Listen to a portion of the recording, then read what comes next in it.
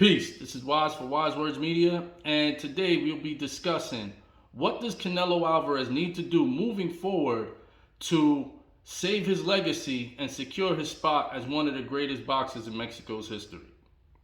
So, for starters, Canelo must leave his camp. He has to leave Eddie Reynoso. Canelo Alvarez needs a new trainer in the worst way. And interestingly enough, prior to the fight with Bivol, his former promoter, Oscar De La Hoya, Hall of Fame boxer in itself, Oscar went public and said, Canelo needs a new trainer. He needs a new camp if he wants to be great. And for back-to-back weeks, we've seen Eddie Reynoso and his camp not only get beat, but they got pummeled and there was no adjustments made. First, the Shakur Stevenson versus Oscar Valdez fight. You're seeing Shakur Stevenson, it was completely one-sided fight and there was no adjustments made by Oscar Valdez. Oscar Valdez is a very young, talented boxer with at least a good 4 or 5 years of prime boxing left in him, but he looked lost. And you could say, okay, that's a one-time thing. Maybe it was styles make fights. Shakur's style and size was difficult for Valdez. However, the next week, you see the same thing play out. You see Canelo Alvarez completely dominated in a one-side performance by Dimitri Bivol, and there was, yet again, no adjustments made. Canelo Alvarez's game plan, which falls on Eddie Reynoso, was to keep punching the arm so that Bivol would drop his arm eventually and he would connect with something powerful. It never happened. Also, look at the numbers. Canelo Alvarez was inactive. The punch totals for the fight was Bivol had 152 punches landed to Canelo's 84. Canelo didn't even reach the triple digits. And even worse, the number one punch in boxing is the jab. The most important punch is the jab. Because again, the jab simultaneously scores its offense and defense. Because as you score your point, you're also maintaining distance from your opponent. There was no jab present. So Bivol felt like, oh, there's no jab coming. That left hand is neutralized. So what I'm going to do is I'm just going to walk in. Bivol didn't even really need to move his head or anything to get inside. Bivol just walked straight in because he had zero concern about the jab or any distance being created by Canelo by way of his jab. So the jab wasn't working. As the smaller fighter, Eddie Reynoso should have been telling Canelo, jab the stomach, air him out, start chopping a tree. A tree doesn't get chopped down from the top. You chop a big tree down from the bottom. So go to the body, hit the body more, jab the body. These are the things that Canelo should have been doing. Another thing that has plagued Canelo for years is his lack of footwork, his lack of lateral movement, which is the key contributor to why Canelo has never been able to cut the ring well. Because Canelo does not have good lateral movement, lateral footwork. For guys like Floyd Mayweather, Erislandy Lara, even Amir Khan had success with Canelo Alvarez. And it doesn't stop there. You had BJ Saunders, you had Caleb Plant recently, and now Dimitri Bivol. All these guys, what they have in common is that they are pure boxers.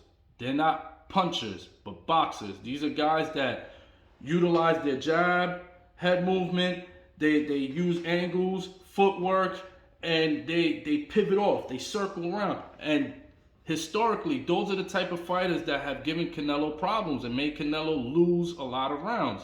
And even guys with no footwork, like Sergey Kovalev was giving Canelo problems throughout the fight because he kept his jab in his face and Canelo could not get in. That's also because of lack of side-to-side head movement, like Joe Frazier. The great Joe Frazier, the heavyweight Joe Frazier, was very small for the heavyweight division. He often fought tall competition. Look at Muhammad Ali, towered over Joe Frazier in their famous 3 fights. But Joe would always move his head and come forward. By moving his head, you're taking yourself off the jab center line, and now the jab got to try to follow you. And as they're trying to follow you, boom, you could come in, or boom, you could come over the top. So you can start to work the body once you move out the center line. Canelo does not move out the center line enough. The only time we seen him do that was when he was up against the ropes later in the fight and he started to try to do the, but that's not enough because you're still up against the ropes. You're not circling out. You're not pivoting away. You're still in harm's way. So that was Dmitry Bivol not stepping on the gas, because Dmitry Bivol, especially with his hands down and he's not pivoting, getting out the way, could have got him out of there much earlier. But yes, the trainer is a huge problem for Canelo. Canelo made no in-fight adjustments, poor game plan to just hit the arm. There was no emphasis on throwing the jab to keep him away or to jab the body to gas him out, chop down the tree. No adjustments were made. So Canelo's first thing that he must do is get a new trainer. And the next thing that Canelo must do in order to secure his legacy is he must challenge himself from this point forward with nothing but A-class fighters for these last 4 or 5 years of his career. That means no more Avni Yadirums, no more Caleb Smiths, no more, what's the other Smith brother that he fought? No more of those soft touches. He must take on these 5 fights, or 6 rather. 5 opponents, 6 fights, and this will secure his legacy. 1, the Jamal Charlo fight. He has to fight Jamal Charlo, though Charlo that's at 160. Charlo was his mandatory at 154. Canelo vacated his belt, moved up to 160. Charlo then goes to 160 and becomes his WBC mandatory #1 contender, and Canelo gives up the belt. He said he didn't want to fight him. The time is now to secure your legacy. He must take on the Charlo fight. #2. Second fight must be Demetrius Andrade. Andrade is yet another one of those guys that was at 154 that was a champion. And in what is different and opposed to what conventionally happens, which is the challenger usually calls out the champion by name, in this case, the champion, Demetrius Andrade, was calling out Canelo Alvarez. He was calling him out and, even cursing him out or whatever he could do to get his attention. As we saw last year, he popped up in his press conference. He's been with a shirt that says, Canelo's scared of me. Canelo needs to address this. Silence him, and then that will leave a huge impact, especially with Andrade because of the history with the payday and all of that was associated with Andrade. Third fight, the man that Mike Tyson calls the Mexican Monster, which is David Benavidez. David Benavidez, the Mexican Monster, is at 168, where the division that Canelo has unified and holds all the belts. Benavidez was the WBC champion, but because of him having to relinquish the belt became vacated and Canelo fought for the belt and became champion. So now he needs to fight the guy who was rightfully the WBC, who never lost his belt in the ring. He lost his belt out the ring. So Benavidez has called Canelo's name. Canelo has never responded. In fact, he did respond, but his response was a very lackluster one when he said that he no longer is interested in fighting Mexican fighters.